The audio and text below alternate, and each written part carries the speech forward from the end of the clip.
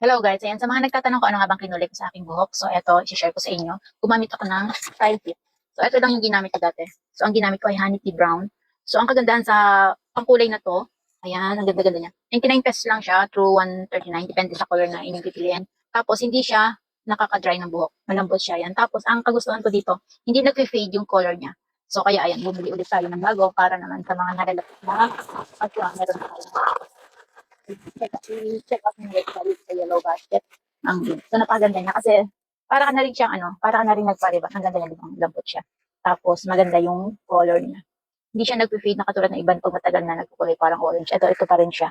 So, kaya model ako ulit kasi ayoko na mag-change ng ibang brand. Ito na talaga yung gagamitin ko for life. So, ayan. Ito yung ginamit ko dati. Bali, 2 times manipis lang yung buhok ko. So, 2 times ko siyang nagamit dalawang beses. Saka ang kagandahan matagal bago lumabas yung puti ng buhok. So, ayan. Ito.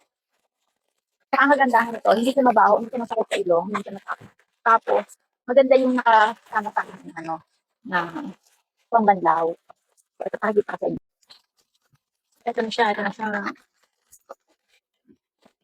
So, ito yung laman ng isang box na. Tapos, may kasama na rin mga problema. 1, 2,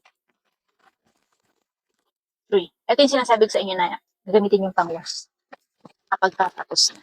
Meron din siya kasama supply. At ito, hindi na kayo problema kasi may free grab siya. 1, 2, 3, 4. Limang piraso na.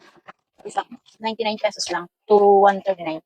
Depende kasi yan sa color na inyo i-check out. So lahat naman ng color na gusto nyo ay mayroon dyan. Ilalagay ko sa yellow basket. Kaya sa mga gusto mag-check out na kayo.